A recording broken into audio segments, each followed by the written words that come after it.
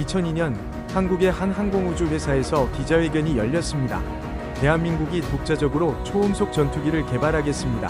기자들 사이에서 실소가 터졌어요. 당시 한국 공군은 미군이 퇴역시킨 중고 F-5 전투기를 빌려 쓰고 있었거든요. 30년 된 낡은 비행기를 정비해서 겨우 띄우던 나라가 전투기를 만들겠다고요? 해외 군사 전문가들의 반응은 더 냉담했습니다. 한국이 자동차는 만들 수 있을지 몰라도 초음속 전투기는 차원이 다른 이야기다. 세계에서 전투기를 독자 개발할 수 있는 나라는 손에 꼽는다. 한국은 그 목록에 들어갈 수준이 아니다. 그때 개발팀에 막 합류한 30대 초반의 젊은 엔지니어가 있었습니다. 선배에게 물었어요. 선배님, 우리가 정말 전투기를 만들 수 있을까요? 전 세계에서 미국, 러시아, 유럽 빼면 아무도 못했잖아요. 선배의 대답은 단호했습니다. 못한다고 하니까 해야 하는 거다. 25년이 걸려도 반드시 만든다. 25년이 지났습니다. 그리고 2026년 3월 경남 사천의 한국항공우주산업 공장에서 양산 1호기가 세상의 모습을 드러냅니다. 마하 1.81, 라팔과 유로파이터를 능가하는 성능, 1600회가 넘는 비행시험을 단 한 건의 사고 없이 통과한 괴물같은 전투기. 이름은 KF-21, 보라매. 미국의 유명 군사 전문지는 이렇게 썼습니다. F-16이나 라팔은 잊어라. KF-21 보라매가 미래의 전투기다. 세계 네 번째입니다. 미국, 중국, 러시아에 이어 스텔스 설계 전투기를 독자 개발한 나라. 그 네 번째가 대한민국이에요. 미군 중고 전투기 빌려 쓰던 이 나라가요. 아랍에미리트가 22조 원어치를 사겠다고 줄을 섰습니다. 사우디아라비아 공군 사령관이 직접 한국에 날아와 시험 비행을 했어요. 인도, 폴란드, 필리핀까지 세계가 한국 전투기를 사겠다고 아우성입니다. 도대체 25년 사이에 무슨 일이 벌어진 걸까요? 중고 전투기 빌려 쓰던 나라가 어떻게 세계 네 번째 전투기 강국이 되었는지, 그 안에는 아무도 몰랐던 눈물겨운 엔지니어들의 이야기가 숨어 있습니다. 여러분, 대한민국 최고라고 댓글로 응원해주세요. 구독과 좋아요, 알림 설정까지 잊지 마세요. 그러면 사연 바로 시작합니다. 2026년 3월 경남 사천, 경상남도 사천시 한국항공우주산업 최종 조립 공장 앞에 수백 명이 모여 있었습니다. 취재진의 카메라 플래시가 쉴 새 없이 터졌고, 관람석에는 공군 장성들과 정부 인사들이 자리를 가득 채우고 있었어요. 2026년 3월의 사천 하늘은 맑고 차가웠습니다. 30대 중반의 기자 한서진은 공장 취재구역 한편에 서서 메모장을 꼭 쥐고 있었습니다. 항공우주 전문 기자로 일한 지 7년째였지만 이날만큼 손이 떨린 적이 없었어요. 오늘은 단순한 행사 취재가 아니었거든요. KF-21 보람의 양산 1호기 출고식. 한 기자는 마이크를 고쳐잡고 카메라맨에게 작게 속삭였습니다. 이거 우리 세대에 한번 볼까 말까 한 거야. 공장 대형문이 천천히 열리기 시작했습니다. 안에서 낮고 육중한 기계음이 흘러나왔어요. 수천 개의 시선이 그 문을 향했습니다. 그때 관람석 맨 앞줄에 앉은 한 노인이 천천히 일어섰습니다. 70대 중반의 노인이었어요. 단정하게 빗어넘긴 백발, 꼿꼿하게 편 어깨, 가슴에는 공군 대령 예복 표시가 선명했습니다. 이름은 김도현. 40년 넘게 공군에 복무한 퇴역 대령이었어요. 김 전 대령의 눈가에 어느새 물기가 번지고 있었습니다. 옆에 앉았던 후배 장교가 조용히 물었습니다. 선배님, 괜찮으십니까? 김 전 대령은 대답하지 않았어요. 그냥 시선을 문 쪽으로 고정한 채 입술을 꾹 다물고 있었습니다. 주름진 두 손이 무릎 위에서 살며시 떨리고 있었어요. 그가 공군에 입대하던 때가 기억났습니다. 1974년, 김도현은 갓 임관한 20대 초반의 조종사 후보생이었어요. 처음 배정받은 전투기는 F-5, 미 공군이 쓰다가 한국에 넘겨준 중고 비행기였습니다. 비행 전 점검을 할 때마다 정비사가 조종사에게 이런 말을 했어요. 오늘 이쪽 부품이 좀 수상합니다. 가급적 무리하게 기동하지 마십시오. 그게 그 시절 한국 공군의 현실이었습니다. 남의 나라에서 이미 써서 달아진 비행기를 빌려다가 조심조심 날리는 것, 새 부품을 사고 싶어도 미국이 팔지 않으면 방법이 없었어요. 김 전 대령은 당시 동료 조종사들에게 이런 말을 자주 들었습니다. 우리가 살아있는 동안 한국제 전투기 타는 건 꿈도 못 꿔. 그 말이 지금도 귀에 선명했습니다. 포럼 단상에는 항공공학 교수 이정우가 서 있었습니다. 50대 초반의 이 교수는 오늘 출고식 포럼의 사회를 맡고 있었어요. 서울대학교 항공우주공학과를 나와 미국에서 박사 학위를 받은 뒤 20년 넘게 항공기 설계를 연구한 사람이었습니다. 이 교수는 마이크 앞에 서서 객석을 천천히 둘러보았어요. 오늘 이 자리에 오신 분들께 먼저 한 가지를 여쭤보고 싶습니다. 그의 목소리는 차분하고 낮았지만 마이크를 타고 공장 안전체에 퍼졌습니다. 전투기가 왜 어려운 줄 아십니까? 객석이 조용해졌습니다. 자동차를 만드는 나라는 세계에 수십 개입니다. 상업용 여객기를 만드는 나라도 어느 정도 됩니다. 하지만 초음속 전투기를 스스로 설계하고 만들고 날릴 수 있는 나라는 세계에서 지금까지 얼마나 될까요? 이 교수는 잠시 말을 멈췄어요. 손에 꼽힙니다. 미국, 러시아, 중국, 프랑스, 영국 정도. 그리고 유럽 국가들이 힘을 합쳐서 만든 컨소시엄 방식으로 겨우 몇 개 더. 그게 전부입니다. 한서진 기자는 빠르게 메모를 해나갔어요. 이 교수의 다음 말이 궁금했습니다. 전투기가 어려운 이유는 단 하나의 기술 때문이 아닙니다. 이 교수가 계속했어요. 초음속으로 날기 위한 엔진 기술, 레이더에 잡히지 않기 위한 스텔스 설계, 수백 킬로미터 밖의 적을 탐지하는 AESA 레이더, 미사일과 폭탄을 통합하는 무장체계, 비행기가 혼자 자세를 유지하게 해주는 디지털 비행 제어 시스템, 이 5가지를 전부 독자적으로 개발해야 합니다. 하나라도 못하면 남의 나라에 손을 벌려야 해요. 객석에서 낮은 탄식이 새어나왔습니다. 이 5가지를 전부 자력으로 해낸 나라가 바로 오늘 이 자리에서 이야기하는 나라들입니다. 미국, 러시아, 중국, 그리고 이 교수가 공장 문 쪽으로 시선을 돌렸습니다. 대한민국입니다. 바로 그 순간이었어요. 공장의 대형 철문이 완전히 열렸습니다. 눈부신 3월의 햇살이 안으로 쏟아져 들어오면서 어둠 속에 웅크리고 있던 전투기가 모습을 드러냈어요.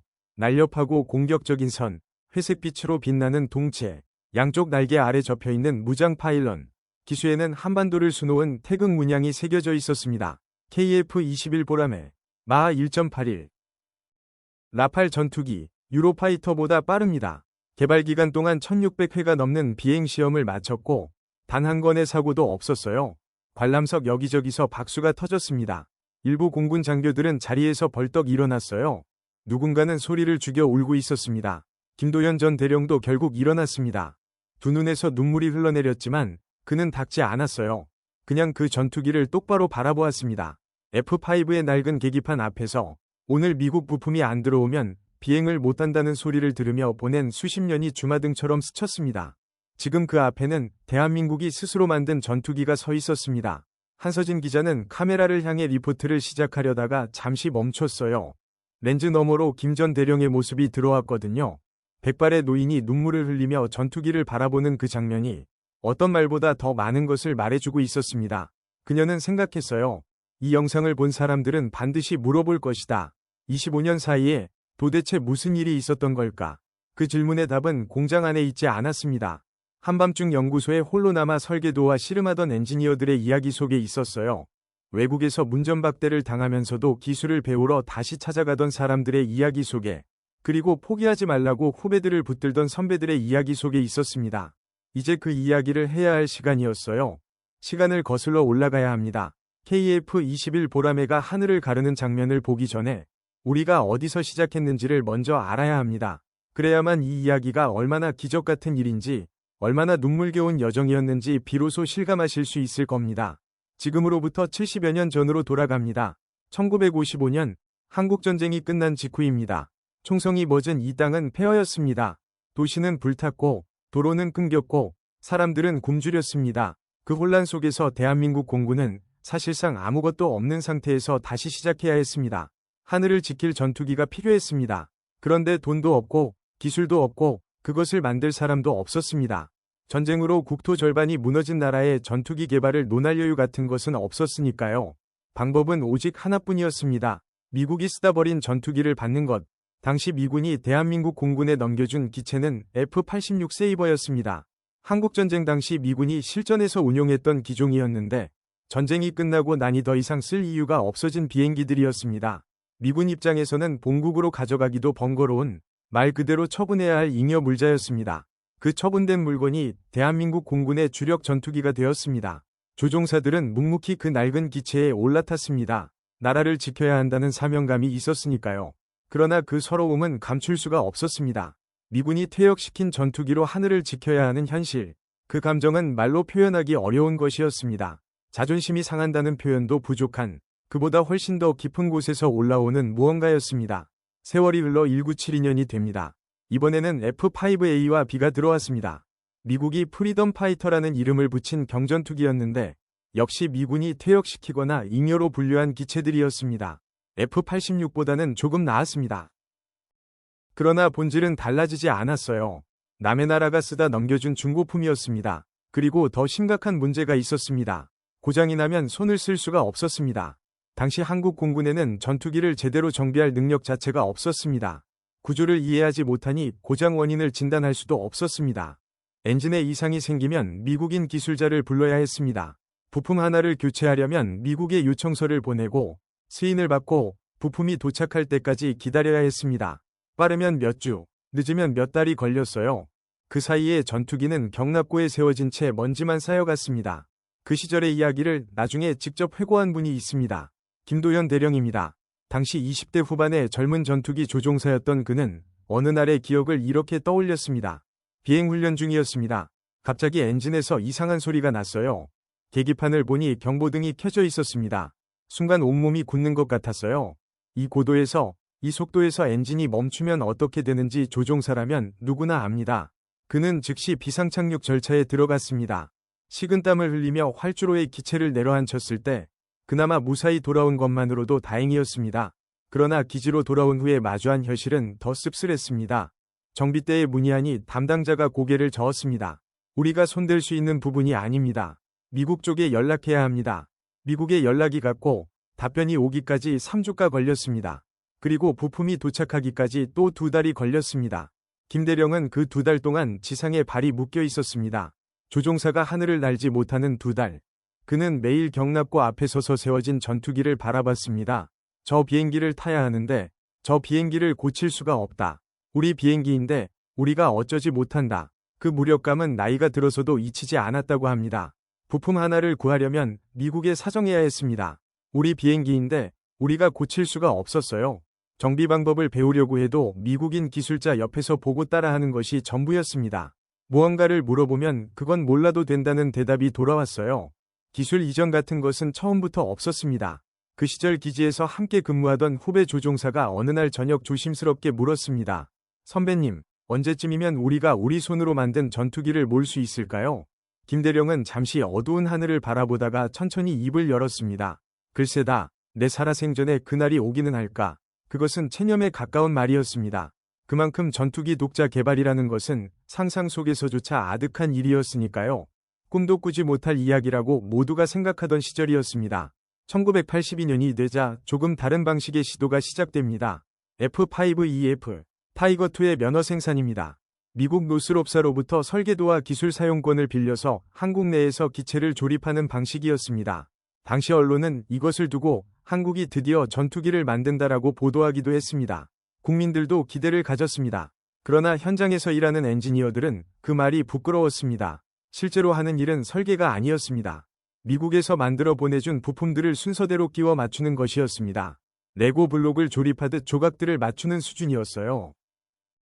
핵심 기술, 즉 엔진 설계, 레이더 시스템, 항공전자 장비 같은 것들은 철저히 미국이 쥐고 있었고 한국에는 단 한 가지도 공유되지 않았습니다. 어떤 원리로 작동하는지, 왜 그런 구조인지 알 수 없었습니다. 그냥 지시대로 조립하면 됐습니다. 한 엔지니어가 나중에 회고한 말이 남아있습니다. 우리는 완성된 퍼즐 조각을 받아서 맞추는 사람들이었습니다. 퍼즐이 어떤 그림인지, 왜 그 모양으로 만들어졌는지는 우리가 알 필요가 없었어요. 미국 쪽에서 그렇게 정해놓았으니까요. 기술자가 아니라 조립공이었습니다. 그 말이 억울하기도 했지만 사실이기도 했습니다. 해외에서는 냉소적인 반응이 나왔습니다. 국제항공 전문지 한 곳에는 이런 논평이 실렸습니다. 한국이 전투기를 만든다고? 부품을 조립하는 것과 전투기를 설계하는 것은 전혀 다른 이야기다. 미국의 한 군사 전문가는 인터뷰에서 이렇게 말했습니다. 초음속 전투기는 자동차와 차원이 다른 물건이다. 조립 경험이 쌓인다고 설계 능력이 생기는 것은 아니다. 그 말들이 틀리지 않았습니다. 그래서 더 아팠습니다. 면허 생산이 진행되는 동안 한 젊은 엔지니어가 미국인 기술 감독관에게 물었습니다. 이 부품이 왜 이 각도로 설계됐는지, 어떤 공력 원리가 적용된 것인지 알고 싶다고요. 미국인 감독관은 잠깐 그를 바라보더니 짧게 답했습니다. 당신들은 알 필요 없어요. 그냥 순서대로 조립하면 됩니다. 그 엔지니어는 아무 말도 하지 못했습니다. 반박할 수가 없었습니다. 계약서에 기술 이전 조항은 없었으니까요. 그는 자리로 돌아와 볼트를 조이며 속으로 다짐했다고 합니다. 언젠가는 내가 직접 설계한다. 누구에게도 사정하지 않아도 되는 날이 반드시 온다고 그 다짐이 씨앗이 되었습니다. 2001년이 됩니다. 대한민국 정부는 KF-X 사업을 공식 발표합니다. 코리안 파이터 엑스퍼리멘탈, 한국형 전투기 독자 개발 사업입니다. 중고 전투기를 빌려 쓰는 것도 부품을 조립하는 것도 아닌 처음부터 끝까지 우리 손으로 초음속 전투기를 만들겠다는 선언이었습니다. 발표장에 있던 기자들 사이에서 웃음이 새나왔습니다. 해외 반응은 더 노골적이었습니다. 영국의 한 항공 전문 매체는 무모한 도전이라는 제목의 기사를 실었습니다. 세계에서 초음속 전투기를 독자 개발할 수 있는 나라는 미국, 러시아, 그리고 유럽의 극히 일부 국가들 뿐이다. 그것도 수십 년에 걸친 기초 기술 축적의 결과다. 한국은 그 목록에 들어갈 기술적 기반을 전혀 갖추고 있지 않다. 미국의 한 국방 싱크탱크 보고서는 더 단호하게 결론을 냈습니다. KF-X 계획은 비현실적이다. 현재 한국의 기술 수준으로 초음속 전투기 독자 개발은 불가능에 가깝다. 파트너를 찾으려는 시도는 연이어 벽에 부딪혔습니다. 스웨덴의 공동개발 협력을 타진했습니다. 거절당했습니다. 터키와 협상 테이블에 앉았습니다. 결렬되었습니다. 미국 측의 핵심 기술 이전을 공식 요청했습니다. 퇴짜를 맞았습니다. 어느 나라도 선뜻 손을 내밀지 않았습니다. 도와주겠다는 곳이 없었습니다. 당시 협상에 참여했던 한 관계자는 이런 말을 남겼습니다. 우리가 회의실에 들어서면 상대방 얼굴에 이미 답이 쓰여 있었습니다. 당신들이 이걸 왜 하려 하느냐는 표정이었어요. 악수는 했지만 마음의 문은 처음부터 닫혀 있었습니다. 기술을 가진 나라들 입장에서는 당연한 반응이었습니다. 수십 년을 투자해서 쌓은 기술을 왜 경쟁자가 될 수도 있는 나라에 넘겨주겠습니까? 세상은 그렇게 돌아가지 않았습니다. 국내 여론도 우호적이지 않았습니다. 혈세 낭비다. 불가능한 꿈에 국민 세금을 쏟아붓고 있다.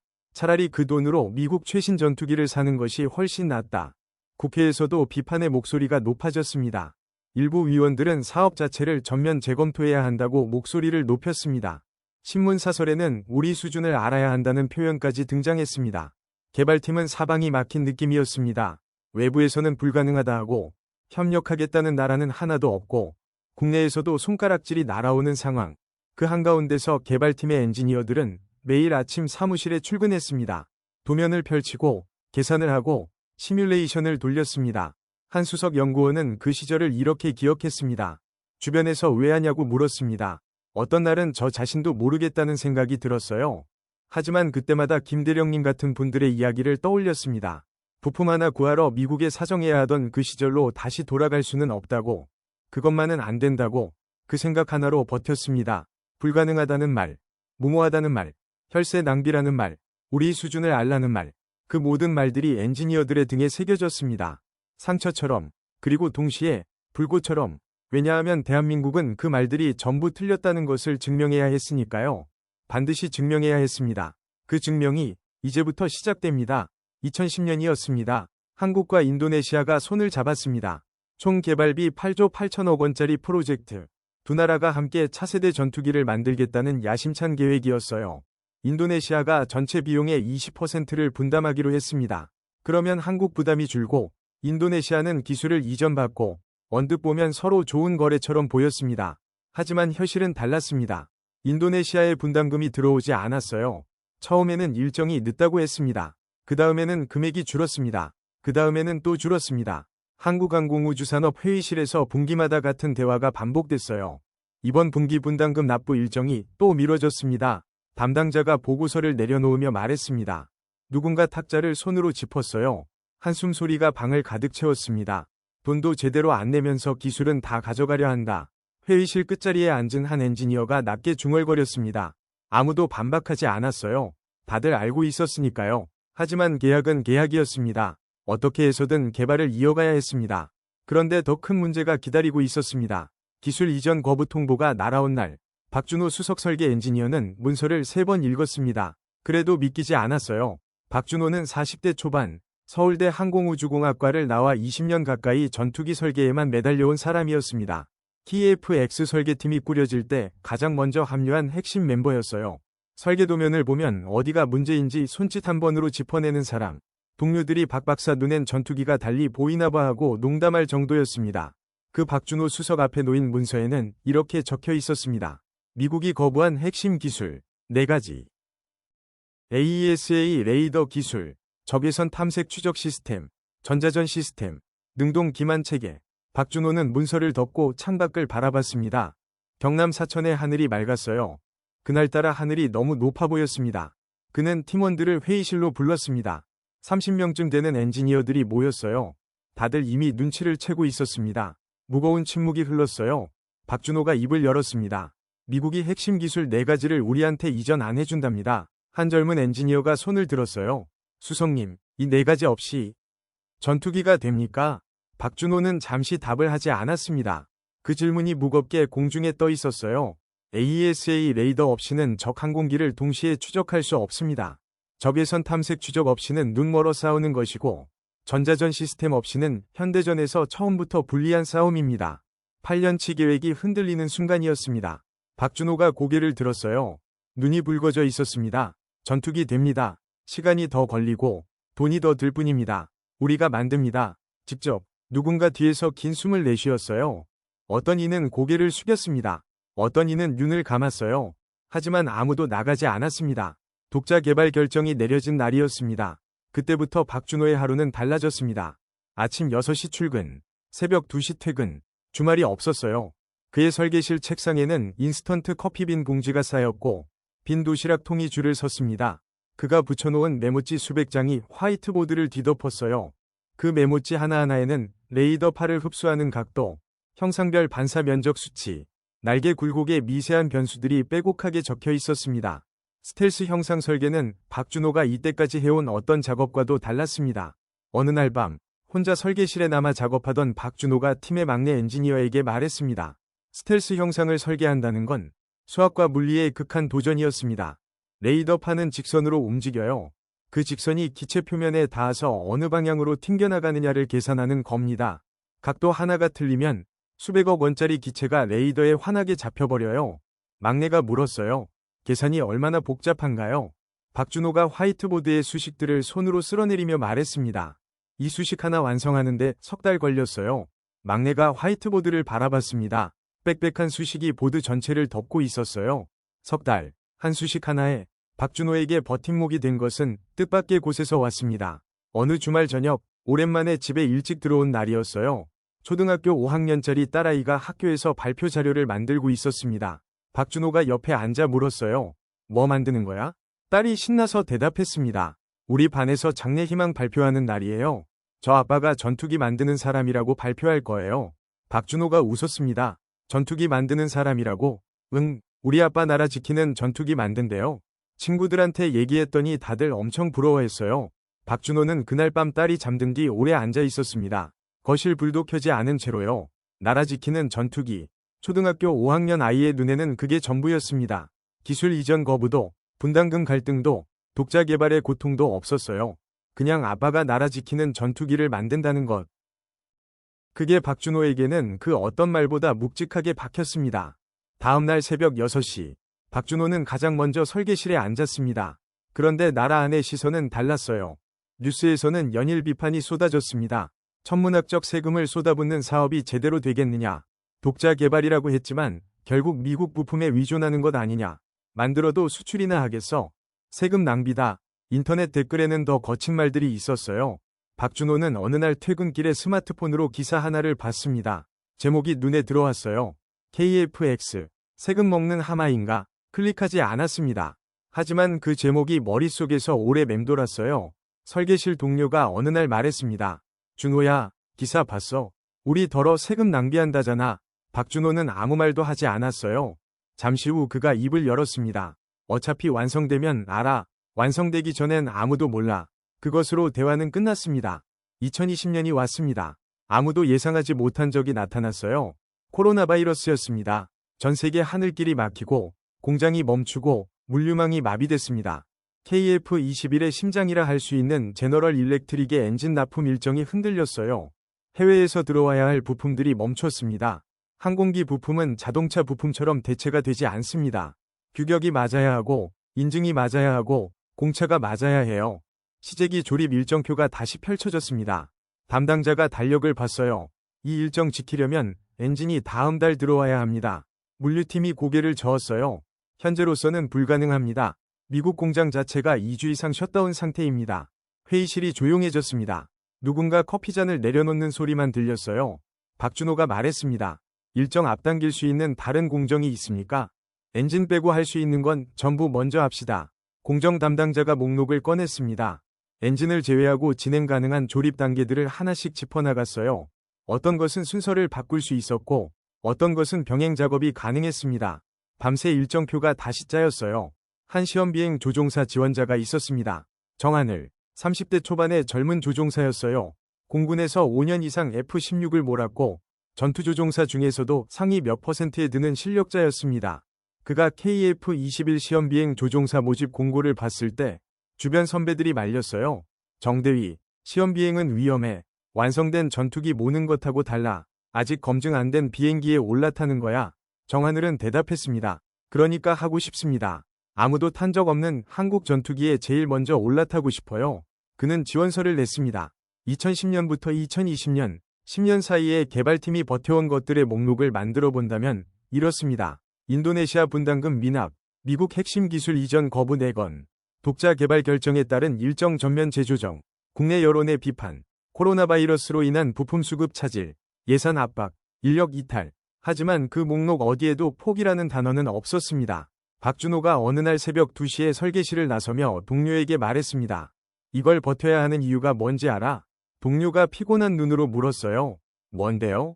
박준호가 주차장으로 걸어가며 대답했습니다. 나중에 이 비행기가 하늘에 뜨는 걸 봐야 하니까. 그거 못 보고 그만두면 너무 억울하잖아. 동료가 웃었어요. 박준호도 웃었습니다. 새벽 2시, 경남 사천의 주차장에서 두 사람은 차에 올라탔고 다음날 아침 6시에 다시 설계실에 나타났습니다. 그렇게 10년이 갔어요. 2021년 4월 9일 경남 사천 하늘 아래 한국항공우주산업 공장 앞마당에 수천 명이 모였습니다. 군복을 입은 장성들, 방산업체 임원들, 수십 년을 바쳐온 엔지니어들, 그리고 당시 대통령까지 모든 시선이 한 곳을 향했습니다. 굳게 닫혀있는 경납고문. 하지만 그 군중 속에는 없었던 한 사람이 있었습니다. 경기도 수원의 작은 아파트 거실, 텔레비전 앞에 혼자 앉아있던 70대의 노인, 김도현 전 대령이었습니다. 그는 한국 공군에서 30년 넘게 전투기를 몰았습니다. F-56, F-4, 그리고 누군가 버리고 간 F-5 전투기. 정비병들이 밤새 용접을 해서 겨우 띄운 낡은 비행기를 몰고 대한민국 하늘을 지켰던 사람이었습니다. 은퇴 후에도 그는 항상 같은 말을 했습니다. 내 눈으로 꼭 보고 싶다. 우리 기술로 만든 전투기가 하늘로 올라가는 것을. 그날 오전, 그는 아침 일찍 텔레비전을 켰습니다. 각종 방송사가 출고식을 생중계하고 있었습니다. 그는 리모컨을 내려놓고 두 손을 무릎 위에 얹었습니다. 아무 말도 하지 않았습니다. 그냥 화면을 바라봤습니다. 텔레비전에서 아나운서가 말했습니다. 지금부터 KF-21 시제 1호기 출고식을 시작하겠습니다. 경납고 문이 천천히 열렸습니다. 그 안에서 회색빛 동체가 모습을 드러냈습니다. 유선형의 날카로운 기체, 한반도의 매, 보라매를 닮은 실루엣, 20년이 넘는 시간이, 수만 명의 손이, 수조 원의 땀이 녹아든 비행기가 세상에 처음 나왔습니다. 현장에서 함성이 터졌습니다. 김도현 전 대령의 눈에서 눈물이 흘렀습니다. 텔레비전 화면 속 비행기를 보며 그는 혼자 중얼거렸습니다. 내가 F-5 몰 때 꿈꿨던 게 현실이 됐습니다. 손이 천천히 올라갔습니다. 텔레비전 화면 위, 비행기의 동체를 짚듯이 아무도 없는 거실에서 70이 넘은 노인이 어린아이처럼 울었습니다. 소리 없이, 그러나 멈추지 않고. 출고식 연단에서 대통령이 말했습니다. 대한민국의 하늘을 대한민국의 기술로 지킨다. 그 12글자가 방송을 타고 전국으로 퍼졌을 때 그것은 단순한 정치적 구호가 아니었습니다. 그것은 20년 넘게 조용히 쌓아온 수만 명의 약속이었습니다. 그러나 출고는 시작일 뿐이었습니다. 하늘을 날지 못한 비행기는 그저 철덩어리입니다. 아무리 아름다운 동체를 가졌어도, 아무리 정교한 설계를 품고 있어도 실제로 하늘에 올라가 날지 않으면 전투기라 할 수 없습니다. 진짜 시험은 이제부터였습니다. 2022년 7월 19일 사천공항 활주로.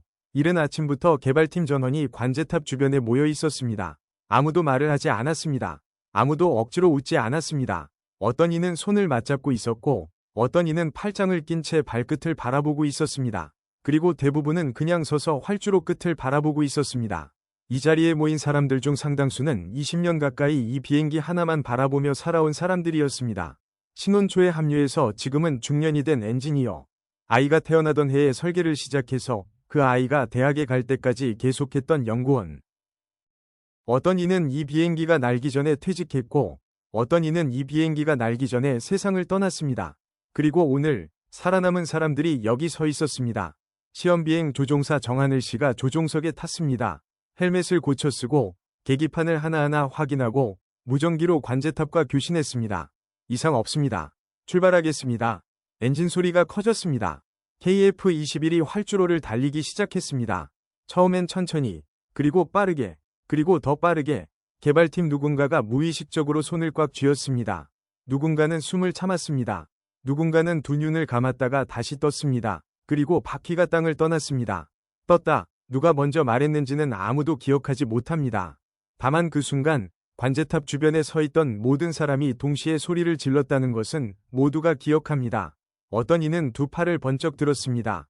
어떤 이는 옆 사람의 어깨를 붙잡고 흔들었습니다. 어떤 이는 그 자리에서 주저앉아 땅을 짚었습니다. 비행기는 올라갔습니다. 올라가고 또 올라갔습니다. 사천의 파란 하늘 속으로 점점 작아지면서 무선 통신으로 정하늘 조종사의 목소리가 들려왔습니다. 활주로를 떠나는 순간 한국의 하늘이 바뀌었습니다.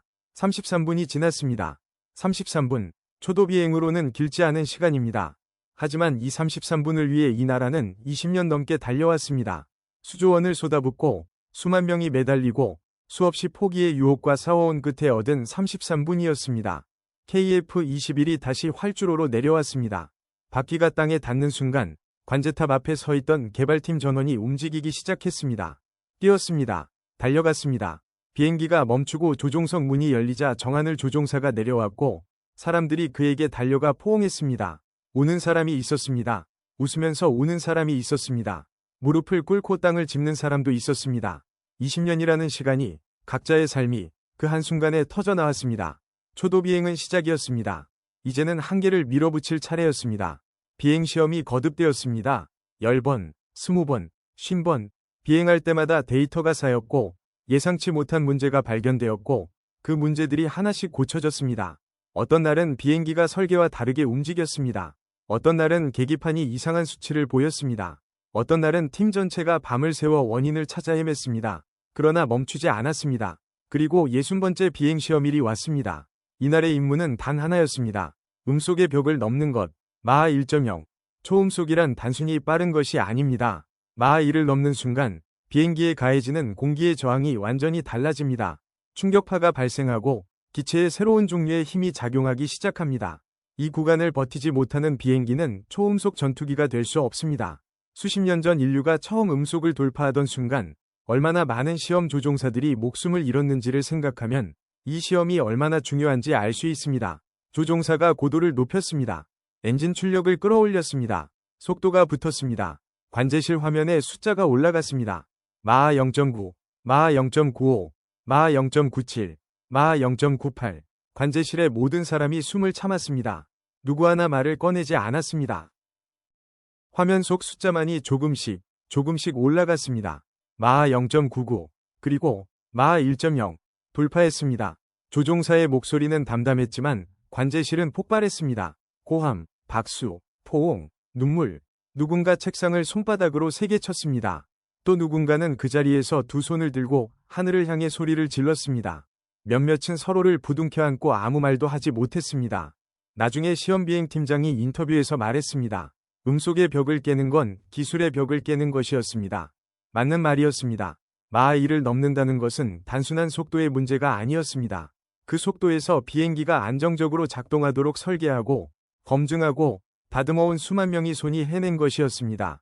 한국이 독자적으로 개발한 엔진 제어 소프트웨어, 독자적으로 설계한 날개 구조, 독자적으로 검증한 재료 기술, 그 모든 것이 마하 1위에서 살아남았습니다. 소식은 빠르게 퍼졌습니다. 해외 군사 전문지들이 움직이기 시작했습니다. 미국의 항공 전문 매체는 이렇게 썼습니다. KF-21의 초음속 돌파는 단순한 시험 성공이 아니다. 한국이 독자적인 전투기 개발 역량을 보유하고 있음을 세계에 증명한 사건이다. 영국의 군사 분석가는 방송 인터뷰에서 말했습니다. 솔직히 말하겠습니다. 저는 회의적이었습니다. 개발 초기에 한국이 이 프로젝트를 완주할 수 있을 것이라고 생각하지 않았습니다. 하지만 지금 데이터를 보면 인정할 수밖에 없습니다. 한국이 진짜 해냈습니다. 몇 년 전만 해도 불가능하다고 했던 입들이 놀랍다로 바뀌고 있었습니다.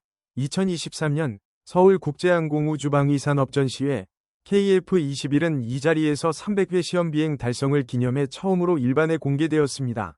전시장에 들어서는 순간 관람객들의 발이 멈췄습니다.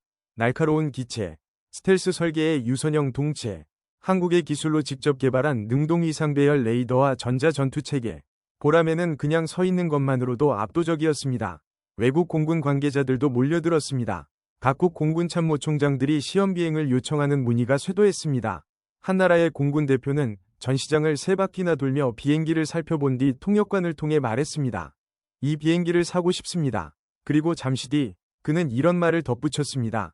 20년 전에 한국이 전투기를 만들겠다고 했을 때 저도 웃었습니다. 오늘 이 자리에서 그 웃음이 얼마나 틀렸는지 깨달았습니다. 2021년 출고식에서 혼자 텔레비전 앞에 앉아 울었던 김도연 전 대령. 그는 이 모든 소식을 뉴스로 듣고 신문으로 읽고 지인들로부터 전해 들었습니다. 초도비행 성공 소식을 들었을 때도, 초음속 돌파 소식을 들었을 때도, 서울 에이덱스에서 각국이 구매를 요청한다는 소식을 들었을 때도 그는 매번 같은 말을 했습니다. 됐습니다. 이제 됐어요. 그 짧은 두 마디에는 20년이 넘는 시간이 담겨 있었습니다. 중고 전투기를 빌렸으며 하늘을 지켜야 했던 시절의 서러움. 우리도 언젠가는 반드시 만들 수 있다는 막연하지만 굳건한 믿음.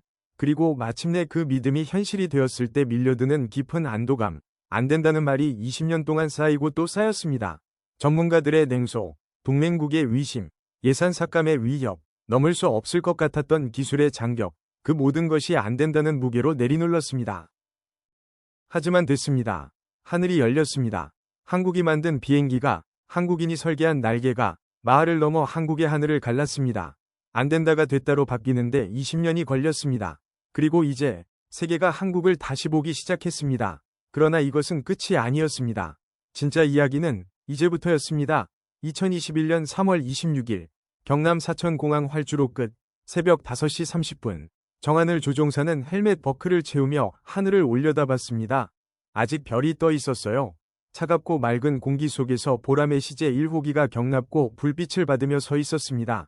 날개를 펼친 맹금류처럼 조용하고도 날카롭게 그날이 보람의 첫 비행이었습니다.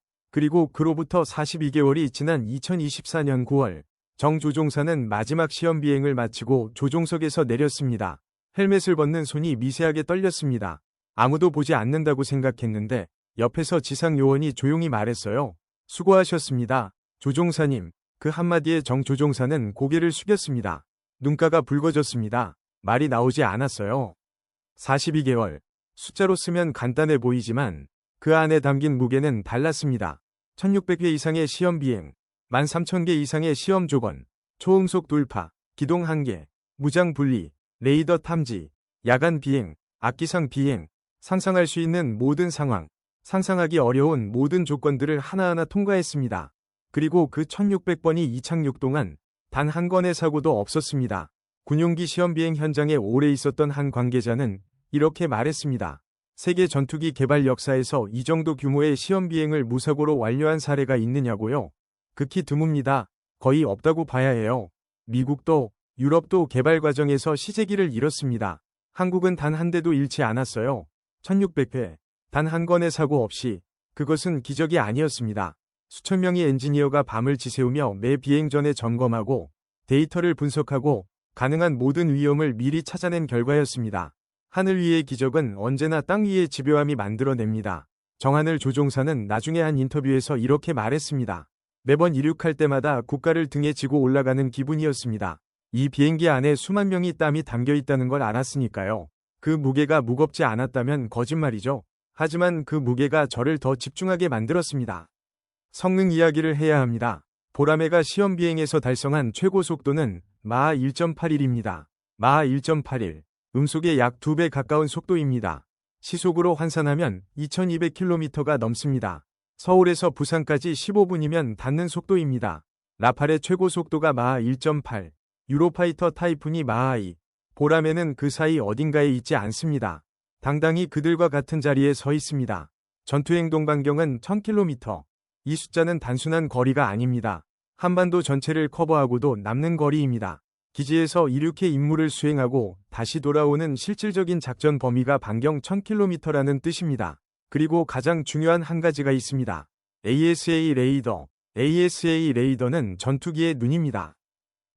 수백 킬로미터 밖의 적기를 탐지하고 동시에 여러 표적을 추적하며 적의 레이더를 교란할 수 있는 핵심 장비입니다. 현대 공중전에서 이 레이더를 갖느냐 갖지 않느냐는 눈을 뜨고 싸우느냐 눈을 감고 싸우느냐의 차이입니다. 미국은 이 기술을 한국에 이전해주지 않았습니다. 이건 줄 수 없다는 말을 들었을 때 개발팀은 선택의 기로에 섰습니다. 포기하거나 직접 만들거나. 그들은 직접 만들었습니다. 10년이 걸렸습니다. 처음에는 아무것도 없었습니다. 논문을 뒤지고 기초부터 다시 쌓고 실패하고 또 실패했습니다. 협력업체 연구소 창고에서 밥을 먹으며 연구하던 엔지니어들이 있었습니다. 가족들에게 제대로 설명도 못하고 수년을 보낸 사람들이 있었습니다. 그리고 보람의 시험 비행 과정에서 그 ASA 레이더가 실제 비행 환경에서 정상 작동함을 확인했습니다. 미국이 줄 수 없다고 한 기술을 한국이 스스로 만들어낸 겁니다. 개발에 참여한 한 연구원은 결과를 확인하던 날을 이렇게 기억했습니다. 화면에 표적이 잡혔을 때 아무도 말을 못했습니다. 그냥 다들 보고 있었어요. 그러다가 한 명이 울기 시작했고 다들 따라 울었습니다.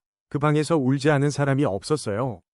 2025년 8월 보라매가 하늘 위에서 다른 항공기와 연결되었습니다. 공중급유, 비행 중인 항공기가 급유기에서 연료를 받아 채우는 기술입니다. 작은 막대기 하나를 정확히 연결해야 하는 작업을 시속 수백 킬로미터로 나는 상태에서 해내야 합니다. 극도의 집중력과 기술이 요구되는 비행 중 가장 위험한 작업 중 하나입니다. 보라매가 해냈습니다. 공중급유가 가능하다는 것은 작전 반경이 사실상 무한대로 늘어날 수 있다는 뜻입니다. 연료만 받을 수 있다면 지구 어디든 날아갈 수 있으니까요. 한국 전투기가 이제 한반도를 넘어 어디서든 임무를 수행할 수 있게 된 겁니다. 그 비행을 마치고 착륙한 조종사는 활주로에서 내리자마자 두 주먹을 쥐고 하늘을 향해 외쳤습니다.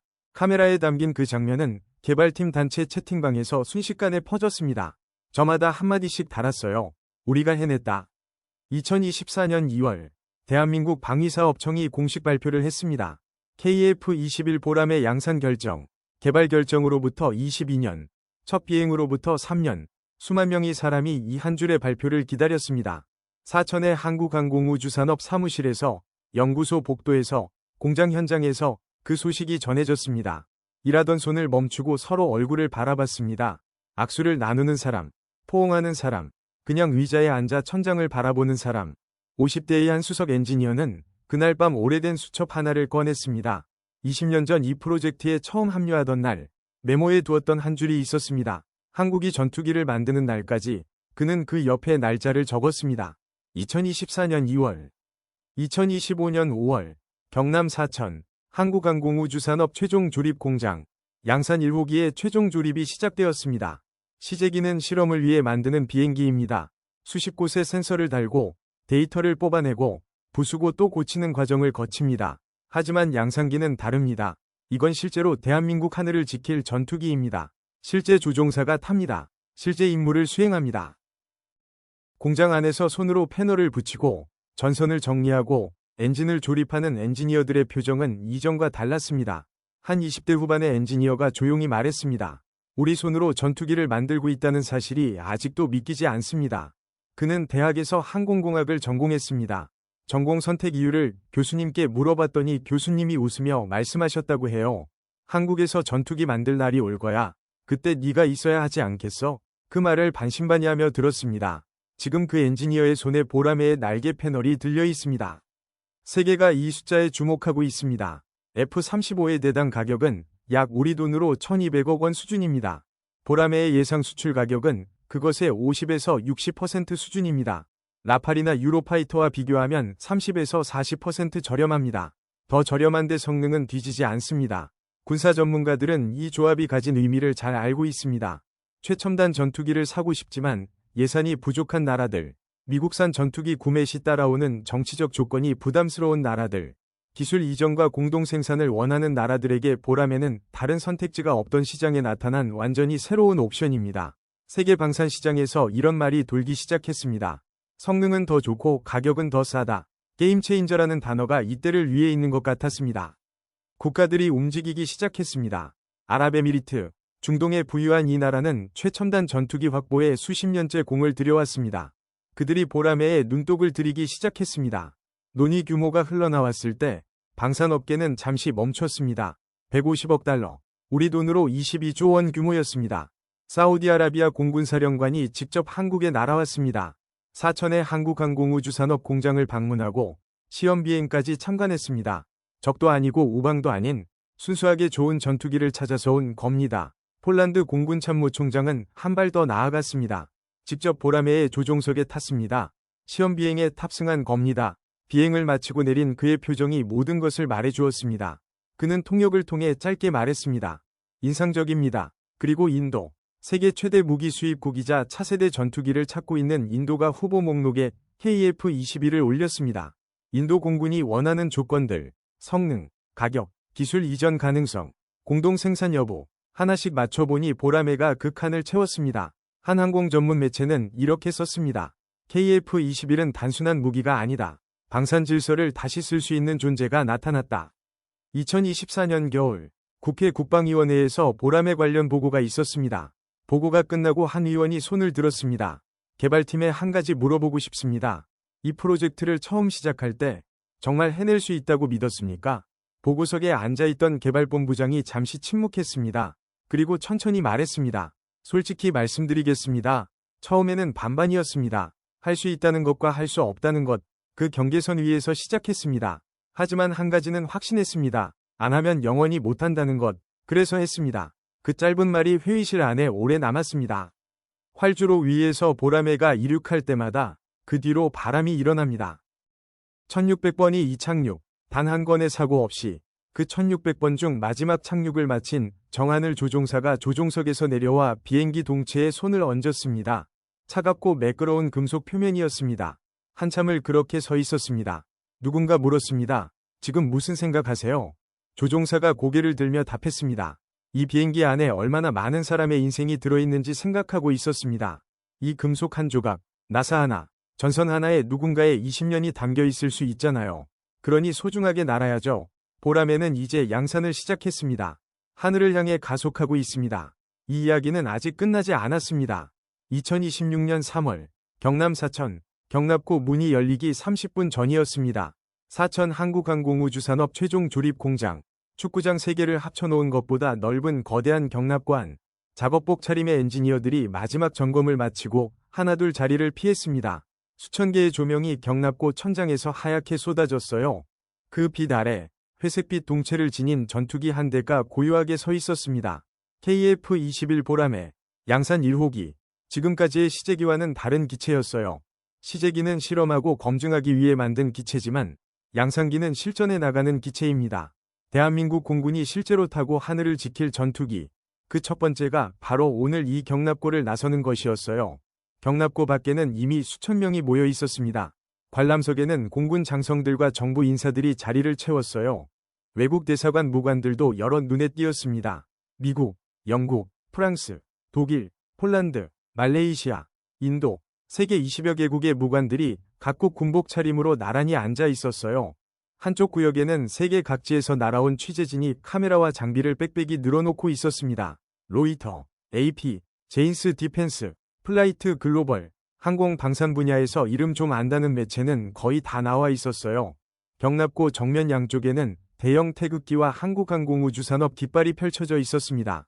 3월에 바람이 불어올 때마다 깃발이 크게 펄럭였어요. 태극기의 붉은색과 파란색이 봄 햇살 아래서 선명하게 빛났습니다. 관람석 앞줄에 김도연 전 대령이 앉아 있었습니다. 70대 중반의 노인이었어요. 오늘은 공군 예비역 대령 예복을 갖춰 입었습니다. 가슴에 달린 훈장들이 햇빛을 받아 번쩍였어요. 반세기에 걸친 공군 복무의 흔적이었습니다. 그의 눈은 경납고 문을 향해 고정되어 있었어요. 옆에 앉은 후배 예비역 장교가 조용히 말을 건넸습니다. 선배님, 드디어 이날이 왔습니다. 김 전 대령은 고개를 끄덕였지만 말은 하지 않았어요. 목이 메었기 때문이었습니다. 그의 머릿속에는 1974년 봄이 떠올랐어요. 갓 임관한 23살이 조종사 후보생이 처음 전투기 조종석에 앉던 날, F5, 미국이 쓰다가 한국에 넘겨준 중고기체였습니다. 조종석 안에서 계기판을 들여다보면 어딘가 늘 볼트가 헐겁거나 실이 낡아 있었어요. 비행 전 브리핑 때마다 정비사가 조종사에게 말했습니다. 오늘 우측 유압 라인이 좀 수상합니다. 과격한 기동은 삼가주십시오. 그게 그 시절 한국 공군이었어요. 50년이 지났습니다. 50년 동안 한국은 F4를 도입하고 F-16을 도입하고 F-35를 도입했습니다. 언제나 미국이 허락한 사양으로, 미국이 정한 가격으로, 미국이 내줄 수 있는 만큼만 그 사이 엔지니어들은 독자 기술을 쌓아갔어요. AT-22로 첫 국산 제트기를 만들고 T-50으로 훈련기를 만들고 FA-50으로 경전투기를 만들었습니다. 그 모든 발걸음의 끝에 오늘이 있었어요. 지금 그 앞에는 대한민국이 스스로 설계하고 스스로 만들고 스스로 시험한 전투기가 서 있었어요. 단상에서 행사 진행자의 목소리가 울려 퍼졌습니다. 지금부터 KF-21 보람의 양산 1호기 출고식을 시작하겠습니다. 박수 소리가 쏟아졌어요. 한국항공우주산업 최고 경영자가 단상에 올랐습니다. 단정한 정장 차림의 그는 마이크 앞에 서서 잠시 청중을 바라보았어요. 발언을 시작하기 전 그 스스로도 무언가 감정을 추스르는 듯한 표정이었습니다. 저는 오늘 이 자리에서 자신있게 말씀드리겠습니다. 그의 목소리는 낮고 또렷했어요. 우리의 KF-21은 4.9세대 전투기입니다. 관람석이 술렁이었습니다. 그가 계속했어요. 라팔과 유로파이터에 비해 성능이 우수합니다. 취재구역 한편에서 플라이트 글로벌 기자가 재빨리 메모를 하는 모습이 보였어요. 각국 무관들도 저마다 손에 쥔 소형 메모지에 무언가를 적기 시작했습니다. 프랑스 무관은 눈썹을 살짝 들어 올렸어요. 라팔과 유로파이터는 훌륭한 전투기입니다. 우리는 그 사실을 압니다. 하지만 KF-21은 그것들보다 더 나중에 설계된 기체입니다. 최신 기술이 들어가 있어요. 우리는 경쟁을 두려워하지 않습니다. 객석에서 다시 박수가 터졌습니다. 그리고 대통령이 단상에 올랐어요. 단상 위에서 내려다본 사천 하늘은 눈이 시리도록 파랬습니다. 대통령은 마이크를 잡고 천천히 말했어요. 오늘 대한민국은 역사를 씁니다. 말이 끝나는 순간이었어요. 경납고의 대형문이 움직이기 시작했습니다. 육중한 철문이 양쪽으로 천천히 벌어졌어요. 경납고 안에서 새어나오는 하얀 조명과 경납고 밖 3월의 햇살이 뒤섞이면서 눈부신 빛의 경계가 생겨났습니다. 수천 명의 시선이 그 경계를 향했어요. 아무도 말을 하지 않았습니다. 숨소리조차 들리지 않았어요. 그리고 보라매가 모습을 드러냈습니다. 날렵했습니다. 기수부터 수직 꼬리날개까지 어느 각도에서 봐도 공격적이고 날카로운 선이었어요. 회색빛으로 빛나는 동체, 폭이 넓은 델타익, 기수 아래에 살짝 비어있는 무장 경납 공간.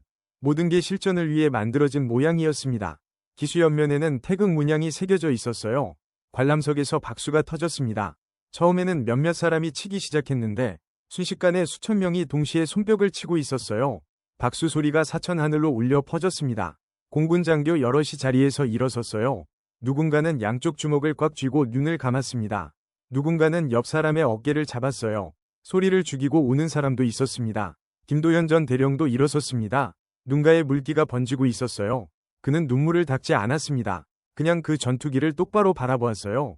70대의 노인이 반백년의 세월을 온몸으로 버텨온 사람이 지금 눈앞의 장면 앞에서 아무것도 참지 않고 있었습니다. 그의 입술이 조용히 움직였어요. 50년 전 중고 F5를 몰며 껐던 그날이 왔습니다. 옆에 앉아있던 후배 장교가 그 말을 듣고 고개를 떨구었어요. 그도 울고 있었습니다. 취재구역의 한서진 기자는 카메라를 향해 리포트를 시작하려다가 멈췄어요. 렌즈 너머로 김 전 대령의 모습이 들어왔거든요. 눈물을 흘리며 전투기를 바라보는 그 장면이 카메라 파인더 안에 가득 찼습니다. 그녀는 셔터를 누르지 않았어요. 그냥 그 장면을 눈에 담았습니다. 어떤 기사도 이 장면만큼 많은 것을 말해줄 수 없다고 생각했어요.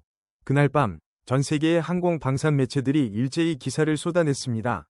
미국의 군사 전문 매체 1945는 이렇게 썼어요. F-16이나 라팔은 잊어라. KF-21이 미래의 전투기다. 전투기 성능과 가격 경쟁력을 분석한 기사였는데 결론은 단 하나였습니다. KF-21은 같은 가격대에서 상대가 없다는 것이었어요. 더 내셔널 인터레스트는 제목을 이렇게 달았습니다. 싸구려 F-22, 한국의 KF-21이 라팔과 유로파이터의 우위. F-22는 미국이 보유한 최정상급 스텔스 전투기입니다. 그 이름을 가져다 붙인 것 자체가 KF-21을 얼마나 높이 평가하는지를 보여주는 것이었어요. 기사는 KF-21의 AESA 레이더 성능, 아음속 내부 무장 탑재 능력, 마 1.81의 최고 속도를 상세히 분석하며 유럽제 전투기들과 비교했습니다. 아미 레코그니션은 5세대 경쟁자들에 맞서는 한국의 양산 돌입이라는 제목으로 기사를 실었어요. 플라이트 글로벌은 KF-21 수출 드라이브 가속화를 헤드라인으로 달았습니다. 세계 군사 커뮤니티가 술렁였어요.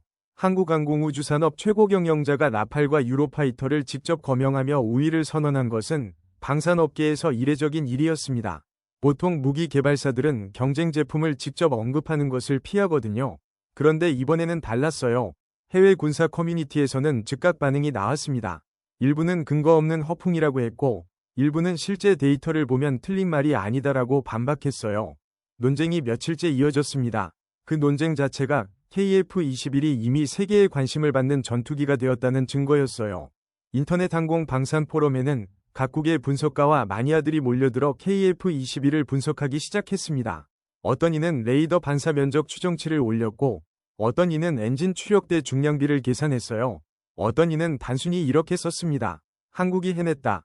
이 모든 반응의 배경에는 하나의 숫자가 있었어요. 네 번째, 초음속 전투기를 독자 개발하고 양산에 들어간 나라가 세계에 몇이나 될까요? 미국이 있습니다. F-22와 F-35를 만든 나라, 러시아가 있습니다. 수호이 57을 만든 나라, 중국이 있습니다. J-20을 만든 나라, 그리고 대한민국, KF-21, 네 번째입니다. 터키는 카안을 개발하고 있었어요. 인도는 AMCA를 준비하고 있었습니다. 하지만 둘 다 아직 개발 중이었어요. 양산까지 간 나라는 아니었습니다. 한국은 완성했습니다. 그것도 2000번이 넘는 비행시험을 마치는 동안 단 한 건의 사고도 없이. 출고식 다음날 아침, 사천의 한 카페에서 한서진 기자는 지난 이틀간 찍은 사진들을 노트북 화면으로 넘겼습니다. 경납고 문이 열리는 순간, 보라매가 모습을 드러내는 순간, 관람석에서 사람들이 일어서는 순간, 그리고 김도연 전 대령의 얼굴. 한 기자는 그 사진 앞에서 오래 멈췄어요. 사진 속의 노인은 눈물을 흘리고 있었지만 표정은 슬프지 않았습니다. 오히려 어딘가 홀가분한 사람의 얼굴이었어요. 오랫동안 등에 지고 있던 무거운 짐을 내려놓은 사람. 그 짐이 무엇인지는 사진을 보는 사람마다 조금씩 다르게 느끼겠지만 한 기자는 알 것 같았습니다. 기다림이었어요. 반세기에 걸친 기다림. 남의 나라 부품을 기다리지 않아도 되는 날. 남의 나라 눈치를 보지 않아도 되는 날. 대한민국의 하늘을 대한민국의 전투기가 지키는 날. 그날이 2026년 3월 사천에서 시작되었습니다. 보라매가 경납고를 나섰을 때 사천 하늘 위로 공군 고개비행팀 블랙이글스의 AT-22 기체들이 편대를 이루어 지나갔어요. 흰 연기가 파란 하늘에 선을 그었습니다. 관람석에 누군가가 외쳤어요. 대한민국. 그 뒤를 이어 수천 명의 목소리가 한꺼번에 터졌습니다. 이정우 교수는 강연장 단상 위에서 잠시 숨을 고르고 있었습니다. 2026년 3월 출고식이 끝나고 사흘이 지난 날이었어요. 교수는 서울의 한 항공우주 정책 포럼에 초청 강연자로 나와 있었습니다. 청중석에는 국방부 연구원들과 방위산업 관계자들, 그리고 젊은 항공공학도들이 빼곡하게 앉아 있었어요. 교수는 마이크를 들고 천천히 입을 열었습니다. 오늘은 보람의 이야기를 조금 다른 각도에서 해볼까 합니다. 그가 리모컨을 눌렀어요. 뒤편 대형 스크린에 세계 지도 한 장이 펼쳐졌습니다. 아시아, 중동, 유럽, 동남아시아, 수십 개의 나라 위에 작은 표시들이 반짝이고 있었어요. 저 표시 하나하나가 전부 보라매의 손을 내민 나라들입니다. 청중석이 조용해졌습니다. 이 교수는 천천히 말을 이었어요. 단순히 관심을 보이는 수준이 아닙니다. 지금 세계가 줄을 서고 있습니다. 가장 먼저 거론된 이름은 아랍에미리트였습니다. 중동의 이 나라는 이미 한국 방위산업의 실력을 몸으로 확인한 나라였어요. 2024년 이란이 탄도미사일을 쏘았을 때 아랍에미리트의 하늘을 지킨 건 한국산 천궁 2형 미사일이었습니다. 그 미사일은 쏘아 올린 미사일 가운데 96%를 하늘에서 요격했어요. 실전이었습니다. 훈련이 아니었어요.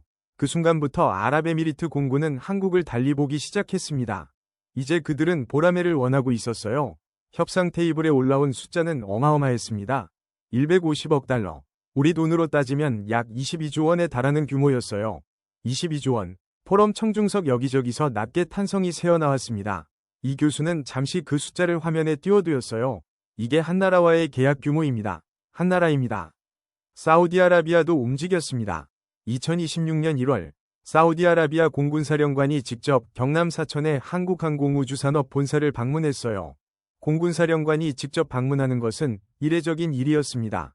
통상적으로 이런 방문에는 실무진이 먼저 오고 나중에 장성급이 따라오는 법이거든요. 순서가 거꾸로였어요. 그만큼 급하다는 뜻이었습니다. 사우디아라비아 공군사령관은 한국항공우주산업 시설을 둘러보고 나서 보라매 시뮬레이터 앞에 앉았어요. 조종석을 직접 만져보고 한국 측 기술자들에게 꼬박 2시간 동안 질문을 쏟아냈습니다. 자리를 뜨기 전에 그는 이런 말을 남겼어요. 우리가 원하는 건 단순한 무기가 아닙니다. 기술 파트너십입니다. 인도도 테이블 위에 있었습니다. 인도는 차세대 다목적 전투기 사업, 이른바 MRFA를 추진하고 있었어요. 미국의 F-35, 유럽의 라팔, 스웨덴의 그리펜이 경쟁하는 자리에 보람에도 후보로 이름을 올렸습니다. 인도의 인구는 14억, 인도군의 규모는 세계 2위. 이 시장의 문이 열리면 파장은 상상을 초월할 것이었어요. 인도네시아는 이미 파트너였습니다.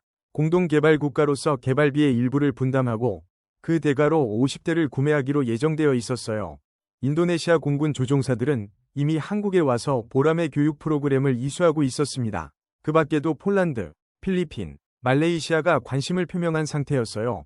이 교수는 천천히 지도 위의 표시들을 손가락으로 짚어나갔습니다. 이 나라들이 전부 기다리고 있습니다. 보라매를. 한서진 기자는 강연장 맨 뒷자리에서 노트북을 무릎에 올려놓고 타이핑을 해나가고 있었습니다. 기사를 쓰려는 게 아니었어요. 그냥 이 숫자들을 놓치고 싶지 않았어요. 그녀는 잠깐 손을 멈추고 생각했습니다. 보라매가 처음 개발 계획이 발표됐을 때 세상은 회의적이었어요. 한국이 무슨 전투기냐고 했습니다. 기술이 있냐고 했어요. 미국이 허락하겠냐고 했습니다. 그 말들이 지금 어디에 있는지 그녀는 알 수 없었어요. 다만 지도 위에 반짝이는 표시들이 그 질문들에 대한 대답처럼 보였습니다.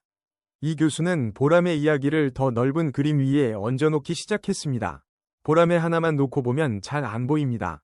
K방산 전체를 보셔야 해요. 화면이 바뀌었습니다. 수출 그래프가 나타났어요. 2025년 한국 방위산업의 해외 수출 규모는 약 230억 달러였습니다. 우리 돈으로 약 34조 원에 가까운 수치였어요. 불과 10년 전만 해도 세계 방위산업 시장에서 한국의 이름은 변방이었습니다. 이제 다른 나라들이 한국을 쳐다보고 있었어요. 더 놀라운 숫자가 뒤를 이었습니다. 나토 회원국들을 대상으로 한 무기 수출 점유율. 한국은 미국에 이어 2위를 차지하고 있었어요. 점유율 6.5%, 러시아보다, 프랑스보다, 독일보다 높은 숫자였습니다. 방위산업 주요 4개 기업의 수주잔고는 100조 원을 돌파했어요.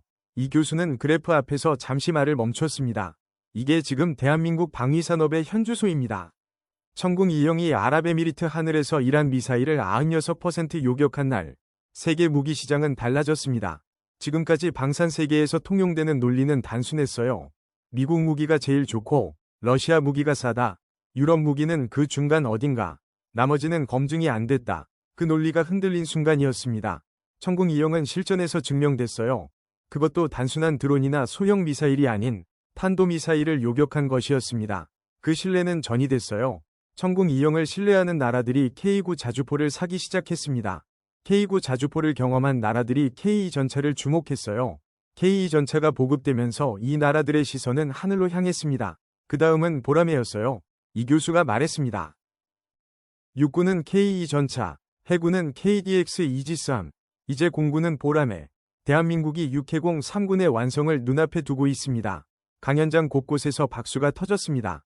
젊은 항공공학도들이 앞자리에서 박수를 치는 모습이 보였어요. 한국항공우주산업의 성장을 이야기하지 않으면 이 그림은 완성되지 않았습니다. 2026년 한국항공우주산업의 연간 매출은 5조 5,505억 원이었어요. 사상 처음으로 5조 원 고지를 넘어선 순간이었습니다. 이 회사가 처음부터 이 자리에 있었던 건 아니었어요. 시작은 초음속 고등훈련기 T-50이었습니다. 훈련기였어요. 조종사를 양성하기 위한 기계였지요. 이 훈련기를 수출하면서 한국항공우주산업은 처음으로 해외 시장의 문을 두드렸습니다. 그 다음은 경공격기 FA-50이었어요. 훈련기를 개량한 전투 능력을 갖춘 기종이었습니다. 동남아시아와 동유럽, 중동에서 주문이 들어오기 시작했어요. 그리고 보라매, 4.5세대 전투기였습니다. 이 교수는 그 계단을 손으로 그렸어요. 고등훈련기에서 경공격기로, 경공격기에서 4.5세대 전투기로 한 단계씩 포기하지 않고 올라온 겁니다. 그런데 보라매는 아직 완성이 아니었습니다. 이 교수는 화면을 다시 바꿨어요. 이번에는 도면처럼 보이는 그림이 나타났습니다. 블록 1을 보여드리겠습니다. 현재 양산 중인 보라매는 블록 1 기종이었어요. 뛰어난 전투기였지만 완전한 스텔스 기능은 아직이었습니다. 블록 2는 달랐어요. 내부 무장창을 장착한다는 계획이었습니다. 전투기가 미사일을 날개 아래 달고 다니면 레이더에 잡혀요. 하지만 기체 안쪽에 무장창을 만들어 미사일을 집어넣으면 레이더 반사 면적이 극도로 줄어듭니다. 그게 진정한 스텔스 전투기의 조건이었어요.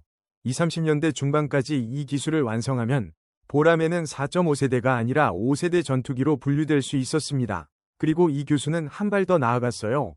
한국은 이미 6세대 전투기 연구를 시작했습니다. 강연장이 순간 조용해졌어요. 무인기와 유인기가 함께 작전을 수행하는 체계, 인공지능이 조종을 보조하는 체계, 아직 세계 어느 나라도 완성하지 못한 개념입니다. 한국이 그 연구를 이미 시작했습니다. 한서진 기자는 노트북 화면을 응시하다가 문득 펜을 내려놓았습니다. 그녀의 머릿속에는 사흘 전 출고식에서 본 장면이 되살아나고 있었어요. 김도현 전 대령이 눈물을 흘리며 보라매를 바라보던 그 모습, 그 눈물의 의미를 기자로서 처음에는 감동적인 장면으로만 해석했어요. 노병의 감회, 퇴역 군인의 소회, 그런 식으로요. 하지만 지금 이 강연장에서 숫자들을 들으면서 그 눈물의 무게가 달리 느껴졌습니다. 그 눈물은 과거를 향한 것이 아니었어요. 미래를 향한 것이었습니다. 22조 원짜리 계약이 논의되는 나라, 공군사령관이 직접 방문을 오는 나라, 100조 원의 수주장고, 육해공 3군의 완성, 5세대를 넘어 6세대를 향한 연구, 그 노인이 그 전투기 앞에서 흘린 눈물은 이 모든 것들을 예감한 눈물이었는지도 몰랐습니다. 40년 공군 생활을 한 사람만이 느낄 수 있는 어떤 것이요. 강연 말미에 이 교수는 마이크를 내려놓지 않고 천천히 걸으면서 마지막 말을 꺼냈습니다. 저는 이런 질문을 자주 받습니다. KF-21이 과연 성공할 수 있겠냐고요? 수출이 진짜로 되겠냐고요? 그는 청중을 한번 쭉 둘러보았어요. 저는 그 질문이 이제 조금 낡은 질문이 된 것 같습니다. 잠깐 침묵이 흘렀습니다. 더 정확한 질문은 이겁니다. KF-21은 어디까지 갈 것인가? 대한민국 항공우주 산업은 어디까지 갈 것인가? 이 교수는 창밖을 한번 올려다보았어요. 서울의 26년 3월 하늘이 맑게 열려 있었습니다. 누리호로 우주를 향하고 보라매로 하늘을 장악하고 있습니다. 대한민국이 지금 그렇게 움직이고 있어요. 그의 목소리에는 흥분도 없고 과장도 없었어요. 담담하고 단단한 어조였습니다. 그것이 오히려 더 무게감이 있었어요. KF-21은 단순한 전투기가 아닙니다. 한국이 항공우주 강국으로 도약하는 교두보입니다. 우리 세대가 그 교두보를 만들었습니다. 다음 세대가 그 교두보를 딛고 더 멀리 날아갈 것입니다. 강연이 끝나고 청중이 자리를 뜨는 동안 한서진 기자는 한참 자리를 지키고 앉아 있었습니다. 그녀의 노트북 화면에는 기사 초고가 열려 있었어요. 하지만 커서는 한참 동안 깜빡이기만 했습니다. 무슨 말로 시작해야 할지 몰랐어요. 이 이야기는 전투기 한 대의 이야기가 아니었으니까요. 한 기업의 이야기도 아니었어요. 한 나라가 반세기 만에 하늘을 바꾼 이야기였습니다. 그 하늘이 이제 세계로 뻗어나가고 있는 이야기였어요. 한서진은 천천히 타이핑을 시작했습니다. 2026년, 대한민국은 전투기를 만들었다. 그녀는 잠깐 멈췄다가 한 줄을 더 붙였어요. 그리고 세계가 그 전투기 앞에 줄을 섰다. 창밖에서 항공기 한 대가 흰 구름 사이를 가르며 지나갔습니다. 그 기체는 순식간에 파란 하늘 속으로 사라졌어요. 보라매는 지금 이 순간에도 어딘가에서 비행을 이어가고 있었습니다. 출고식의 모든 공식 행사가 끝났습니다. 축사도, 테이프 커팅도, 취재진의 카메라 플래시도, 수백 명이 북적이던 사천 한국항공우주산업 광장이 서서히 비워지기 시작했어요. 사람들이 하나둘 떠나가고 늦겨울 바람만이 넓은 계류장을 조용히 쓸고 지나갔습니다. 그 고요한 공간 한복판에 한 사람이 홀로 남아 있었습니다. 70대 중반의 노인이었어요. 김도현 전 대령이었습니다. 노인은 양산 1호기 앞에 천천히 걸어갔습니다. 경호원도 수행원도 없이 퇴역 군복의 가슴 훈장이 저녁 햇살을 받아 희미하게 빛났어요. 발소리도 거의 들리지 않았습니다. 그는 마치 꿈속을 걷는 사람처럼 기체 가까이 다가갔어요. 손을 뻗었습니다. 주름진 손바닥이 기체 외피에 닿았습니다. 차가운 금속의 감촉이 손끝으로 전해졌어요. 노인은 눈을 감았습니다. 한참 동안 그 자세로 서 있었어요. 그러다 천천히 눈을 뜨며 아무도 없는 허공을 향해 낮은 목소리로 말했습니다. 50년 전 중고 F5의 조종석에서 꿈꿨던 것이 바로 이것이었습니다. 목소리가 떨렸어요. 그는 계속 말을 이어갔습니다. 이 비행기 하나에 대한민국 25년의 땀이 들어있어요.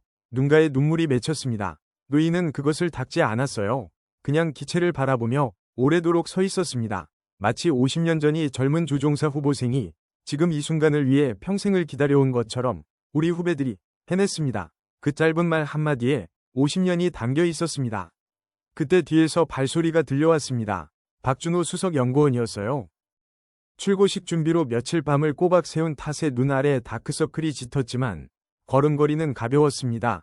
그는 김 전 대령이 홀로 기체 앞에 서 있는 것을 보고 멈칫했어요. 잠시 망설이다가 천천히 다가갔습니다. 선배님, 김 전 대령이 뒤를 돌아보았습니다. 눈가가 붉었지만 입가에는 옅은 미소가 번져 있었어요. 노인이 손을 내밀었습니다. 수고했습니다. 당신들 덕분에 대한민국의 하늘이 바뀌었습니다. 박준호는 그 손을 두 손으로 꼭 잡았습니다. 선배님 세대가 꿈을 꿔주셨으니까 우리가 이루는 겁니다. 두 사람은 한동안 말없이 서로의 손을 잡고 있었어요. 50년의 시간이 그 악수 한 번에 모두 담겨 있었습니다. 꿈을 꾼 세대와 그 꿈을 현실로 만든 세대, 그 사이에 흐른 25년의 땀과 눈물과 포기하지 않은 의지가 조용히 한 점으로 모였습니다. 시험비행 조종사 정하늘 소령은 이런 말을 한 적이 있었습니다. KF-21의 조종석에 앉으면 대한민국이 등 뒤에 있다는 걸 느낍니다. 처음 그 말을 들었을 때 기자 한서진은 수사적 표현이라 생각했어요. 하지만 오늘 이 장면을 눈앞에서 보고 나니 그 말이 달리 들렸습니다. 조종사는 계속 말했습니다.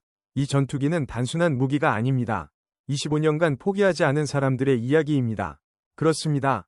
KF-21 보람에는 하나의 무기가 아니었어요. 그것은 50년 전 낡은 중고 전투기의 조종석에서 홀로 꿈을 꿨던 한 청년의 이야기였습니다. 25년을 버텨낸 연구원들의 이야기였어요. 밤마다 설계 도면과 싸우며 우리도 할 수 있다고 되낸 엔지니어들의 이야기였습니다. 그리고 그 누구도 쉽게 믿어주지 않았던 시절에도 끝내 포기하지 않았던 대한민국 모두의 이야기였어요. 한때 이 나라는 남의 나라가 쓰다 버린 중고 전투기를 빌려 쓰던 나라였습니다. 무기체계 하나를 독자 개발하겠다 하면 세계가 비웃었어요. 전문가들은 말했습니다. 불가능하다. 기술도 없고 경험도 없고 돈도 부족하다. 그 말이 틀리지 않았어요. 실제로 무너질 뻔한 순간이 여러 번 있었습니다. 하지만 대한민국은 포기하지 않았습니다. 25년이 지났습니다. 그리고 이제 세계의 평가는 달라졌어요. 라파를 잊어라. 세계에서 가장 까다롭다는 시장에서 전문가들이 내린 결론이었습니다. 전투기를 만들 수 있는 나라가 전 세계에 몇이나 됩니까? 미국, 러시아, 프랑스, 유럽연합, 그 반열에 이제 대한민국이 이름을 올렸어요. 세계 네 번째 초음속 전투기 독자 개발국, 그것이 대한민국입니다. 여러분, 이 나라가 자랑스럽지 않으십니까? 50년을 돌아봐도 25년을 돌아봐도 이 나라는 늘 그렇게 해왔습니다. 불가능하다는 말 앞에서 주저앉지 않았어요. 비웃음 앞에서 고개를 숙이지 않았습니다. 포기라는 단어를 사전에서 지워버리고 묵묵히 자신의 길을 걸어왔어요. KF-21 보람에는 그 모든 것의 결정체입니다. 창공을 날아오르는 은빛 날개. 그 날개 아래에는 50년의 꿈이, 25년의 땀이, 그리고 포기하지 않은 모든 이 이름이 새겨져 있습니다. 대한민국 보람에 힘차게 날아오르십시오. 오늘 이야기가 감동이 되셨다면 댓글로 대한민국 보람의 최고라고 응원해주세요. 여러분의 한마디가 이 채널을 만들어가는 가장 큰 힘이 됩니다. 구독과 좋아요, 알림 설정까지 부탁드립니다. 다음 사연에서 또 만나겠습니다.